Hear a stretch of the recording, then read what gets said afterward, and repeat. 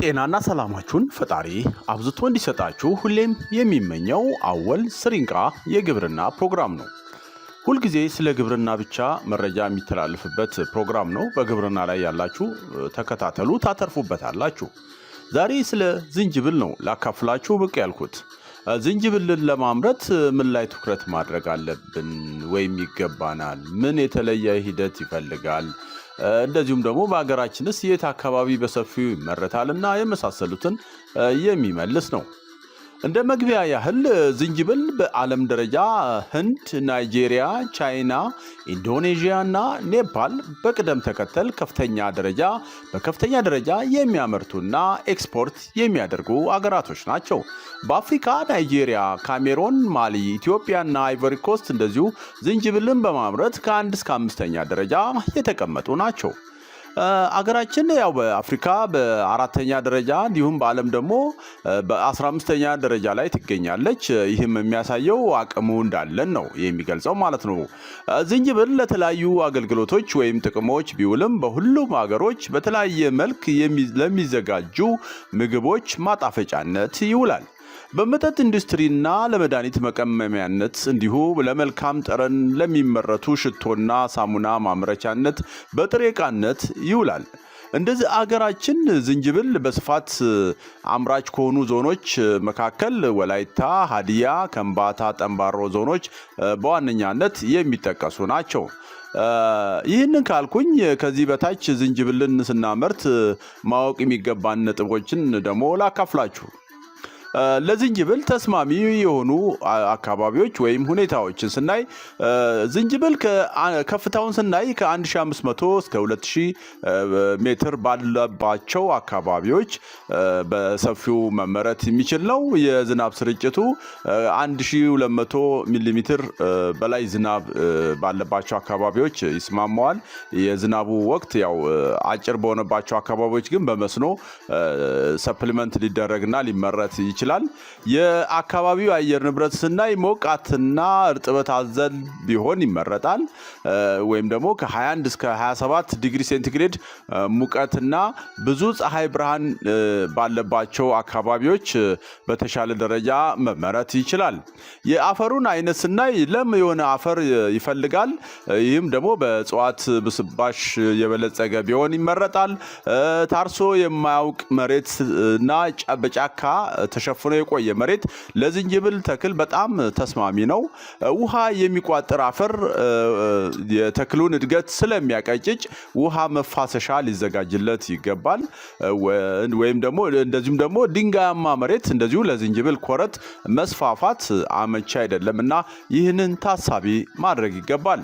የማሳ ዝግጅቱን ስናይ ዝንጅብል የሚዘራበት ማሳ የዝናቡ ወራት ከመድረሱ አስቀድሞ በደረቅ ወቅት በተደጋጋሚ እርሻውን በጥሩ ሁኔታ ማለስለስ ያስፈልጋል። ለዝንጅብል ብቅለትና እድገት በተደጋጋሚ ማሳን አርሶ ማዘጋጀት የተሻለ ነው። ከመደበኛው የዘር ወቅት ቀድሞ ማሳን በማዘጋጀትና በመትከል ሰብሉን ከበሽታ ክስተት እንዲያመልጥ ማድረግ ይቻላል ይላል።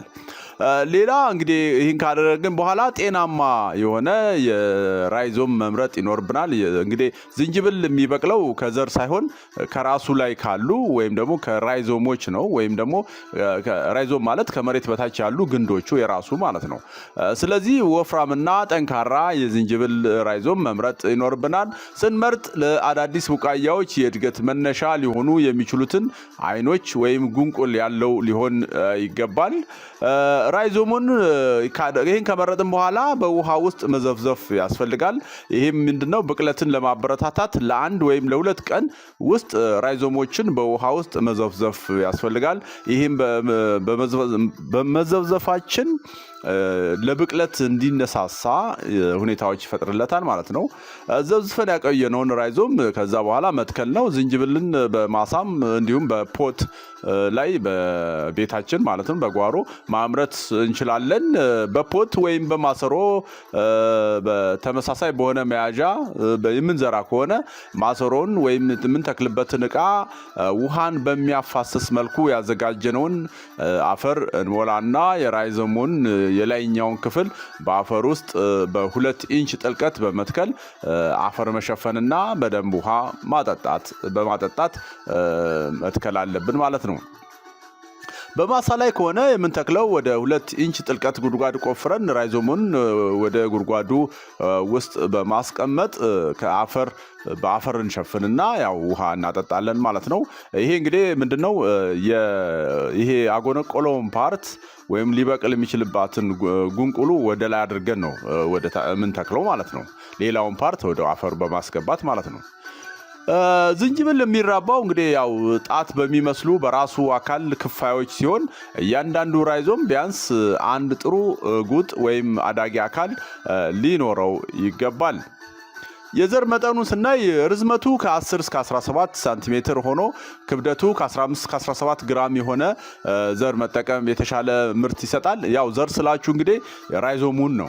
ማንኛውም የሚተከል ነገር እንደ ዘር ነው የሚታሰበው እና ለዛ ነው ዘር ምላችሁ ማለት ነው።